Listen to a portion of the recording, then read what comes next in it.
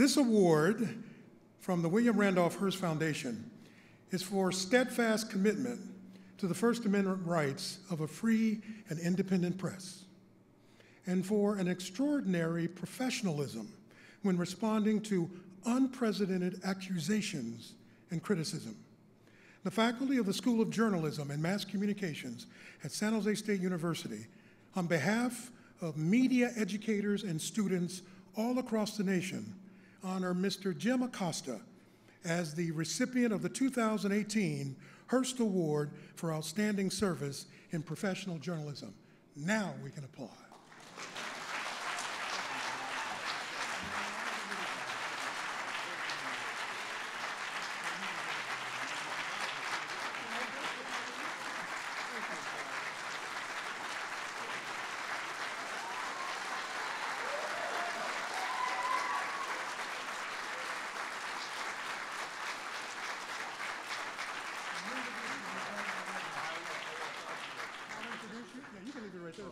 That's good.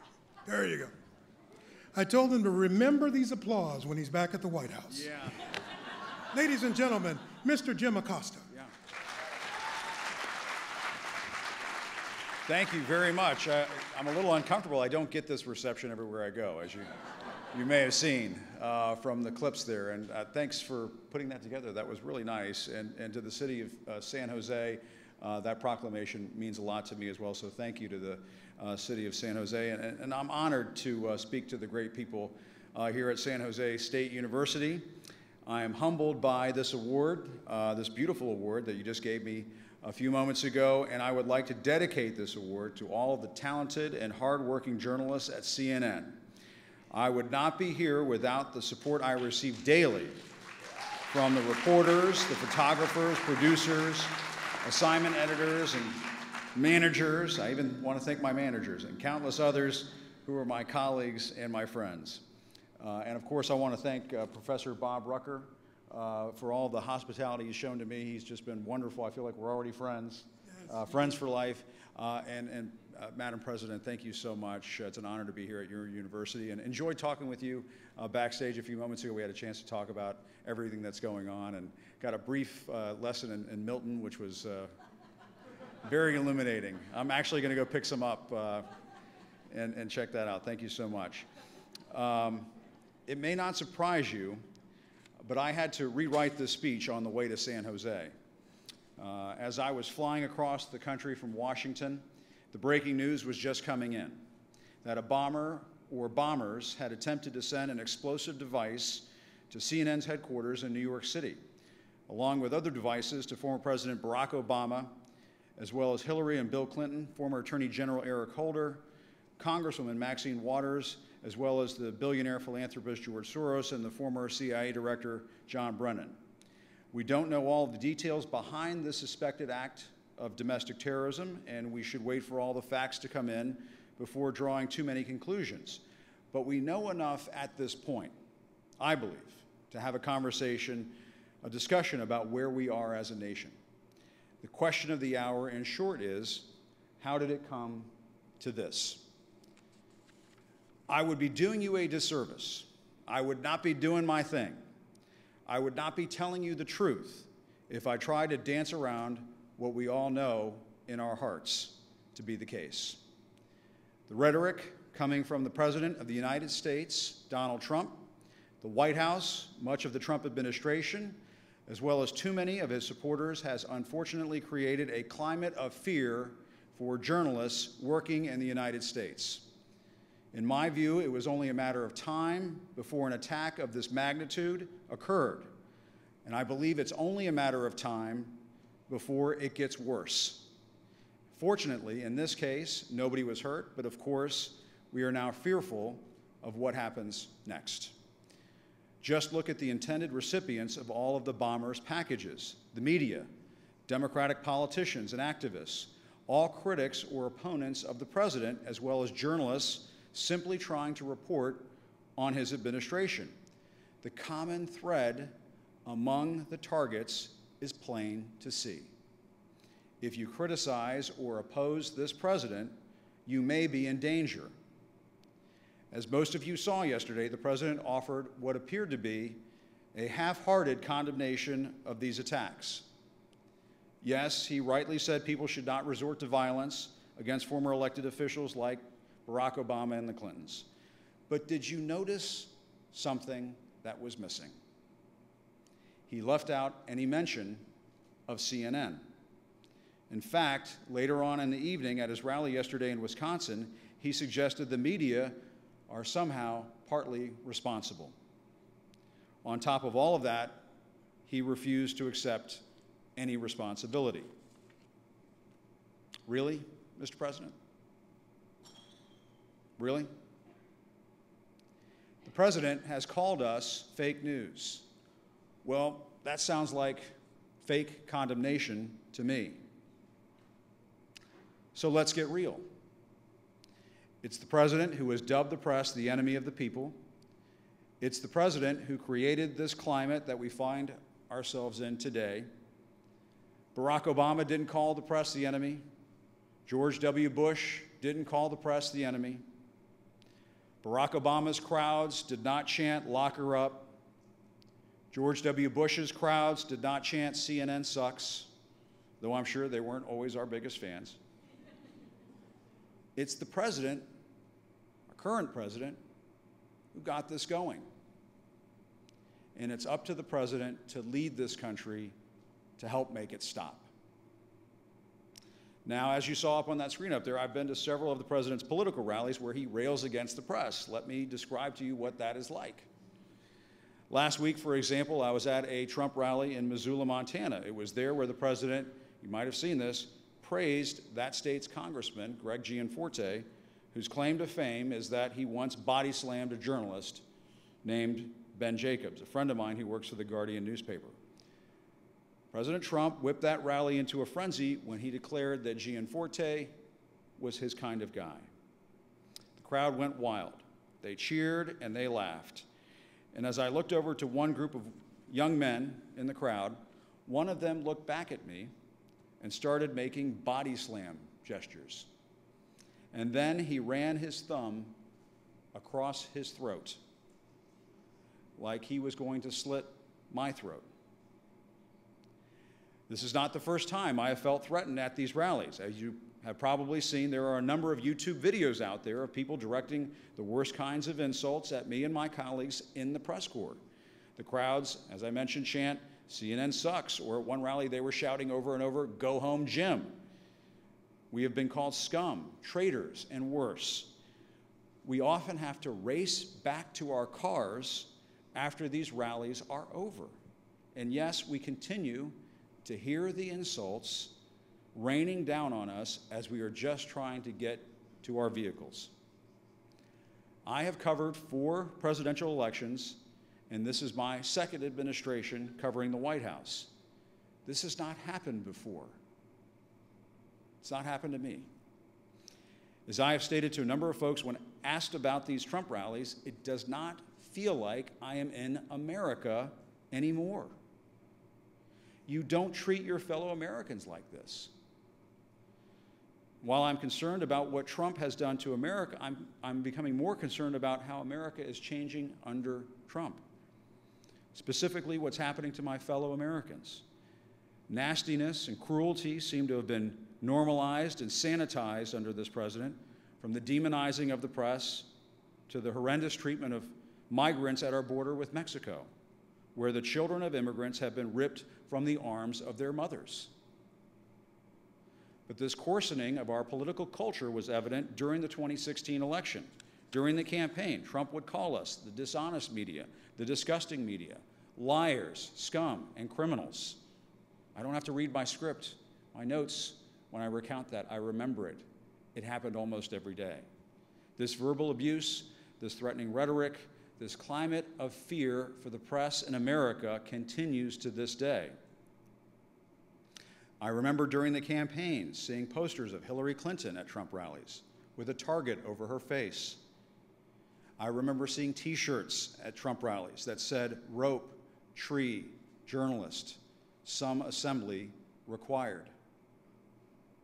I remember the president saying he wished he could punch a protester when he said he would pay the legal fees for anyone who would punch a protester. and when he said he could shoot somebody on Fifth Avenue and get away with it. As the president of CNN said yesterday in a statement about the attempted bombing of our headquarters in New York, words matter. The toxin that was injected into our political discourse during the 2016 campaign has continued to spread to this day.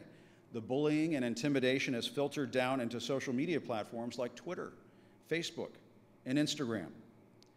These platforms have become a new frontier for efforts to attack and bully the press. The deluge of comments flooding into my various social media accounts and the accounts of my colleagues is truly disturbing. I won't share those comments with you here tonight, but they range from insulting remarks about me and my colleagues to outright threats of violence.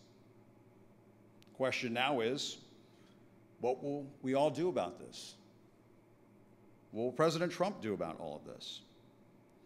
We have some clues to answer that question. After the mass shooting at the Capital Gazette newspaper in Annapolis, I tried to ask the president whether he would continue to call the press the enemy of the people. We did not get an answer. We are still waiting. Later on in the summer, I asked the press secretary, Sarah Sanders, whether she agreed with the president's line of attack that we are the enemy of the people. As you may remember, she refused to disagree with the president. She instead pointed to the verbal abuse she has received and moved on to the next question. As I said at that time, I told Sarah, I said, I'm sorry about that. But she refused to reject that kind of language. As you may also recall, I got out of my seat and I walked out of that briefing.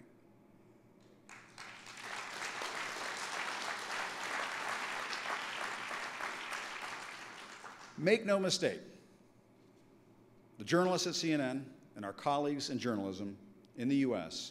are not going to be bullied, and we are not going to be terrorized. The bombs sent to us and others have put steel in our spines. We are going to continue to do our jobs, and we are going to keep speaking truth to power. Make no mistake, this is a dangerous time to tell the truth in America, but the truth is bigger than a bully.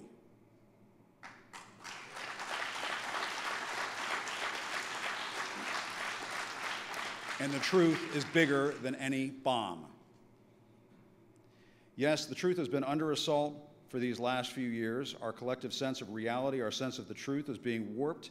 The facts, I think Bob was alluding to this, the facts are under attack. The late Senator Pat Moynihan, I'm sure many of our journalism students can, and certainly our professors can recite this one, used to say, everyone is entitled to his own opinion, but not to his own facts. We all know that one, right? Sadly, times have changed. Now people feel entitled to have their own facts, even if they're wrong. You may have heard the president call me fake news. And it was in that clip there. I don't think we played the whole thing, but he went on to say, Jim, I think you're very fake news. I'm changing it to very fake news, he said in that clip there. It does not bother me, and here's why. Let me take you back to that news conference in January of last year. That was before he was sworn into office. The incoming president was attacking our news organization, and I was trying to ask a question, but he wouldn't allow it. We went back and forth. I said, you're attacking our news organization. Allow me to ask a question. He said, no, you're terrible. You're fake news. But the question I wanted to ask was simple. Did your aides or associates have any contacts with the Russians during the campaign? What do we know now? A lot more than what we knew back then. We know now that at least one top official from the president's campaign, as well as his own family members, had met with people who identified themselves as Russian operatives in the summer of 2016. Now, the special counsel is trying to sort out whether or not any crimes were committed, but some of the president's top people, his former campaign chairman, his former national security advisor, his former personal attorney, have all pleaded guilty to various crimes in court. As it turns out, that question I wanted to ask wasn't fake news. It wasn't. But I picked up on something. I picked up on something covering this president. Each time he has called us fake news, and watch out for this one when you're there at home looking at your Twitter. We were onto something. Every time he's called us fake news, we were onto something. Something called the truth. Now, imagine the alternative. Imagine what life would be like if the only trusted news source were the government. mandating what's reported and controlling what is regarded as the truth. I have visited places like that all over the world. They are not the United States of America. Consider the case of Jamal Khashoggi, the Saudi journalist who was living in the U.S. and was killed by Saudi operatives, as we all know now, in a consulate in Turkey. Remember what the Saudi government initially said, that he walked out of the consulate. Remember, we saw the pictures later on. There was somebody else dressed in his clothing. The kingdom changed its story and told the president rogue killers were to blame. Remember when we heard that? As if O.J. Simpson were writing their press releases. Then the Saudis said it was a fist fight that got out of control, a fist fight that ended with Jamal Khashoggi's body being dismembered. That's an example of the government, the Saudi government, lying to the people. But we can't control that. That's Saudi Arabia. In Saudi Arabia, the kingdom decides what the truth is. Imagine if we had the same situation here in the U.S. What would the government tell us to believe? That Barack Obama wasn't born in the U.S.? That Donald Trump did have the biggest inauguration crowd size in the history of the world? Would we be forced to believe that? Does that sound like America to you? I'll go with the America that still wants to hear the truth. And that's the message I want to pass on to you here tonight. The fight for the truth is on. And there's something we can all do. As journalists and as citizens, we must take a stand, not against the president. It's a stand for the truth. We must tell the truth and refuse to be afraid. Our founding fathers talked about something called self-evident truths. They are truths that are evident to all of us. I talked about this a little bit earlier today with the students. You can use your own eyes and ears, your own mind, to determine for yourselves what the truth is. And here is the truth. Journalists are not the enemy of the people. We are the voice of the people. In a government of the people, by the people, and for the people, there is no such thing as the enemy of the people. I am not your enemy. You are not my enemy. We are all on the same team. We are all Americans. Generations of Americans before us have fought too hard and sacrificed too much for this generation, for this country, at this moment, to suddenly surrender our abilities to determine for ourselves what is true and what is false, what is right and what is wrong, what is real and what is fake. The free press in America is on the right side of history. Trump can blame the media for the bombs, and you may have seen some of this stuff on social media today about hashtag fake bombs. The truth is bigger than the bomb. The truth is bigger than the bomb. I like the slogan that the Washington Post puts at the top of every newspaper these days. It says, you guys notice this, we probably talked about this in your journalism classes. And they think I take things too far. This is on the top of the front page of the Washington Post every day. Democracy dies in darkness. Democracy dies in darkness. I like to flip that around. I prefer to say darkness dies in democracy.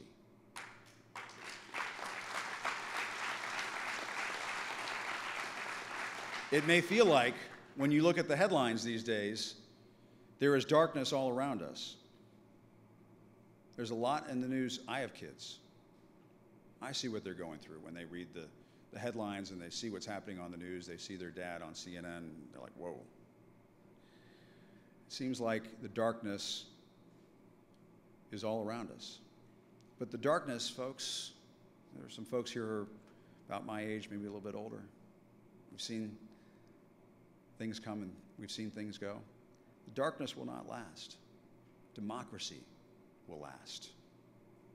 Democracy will last. And the truth always will. Thank you very much for this honor. Thank you to San Jose State University, and thank you to the city of San Jose. Appreciate this honor.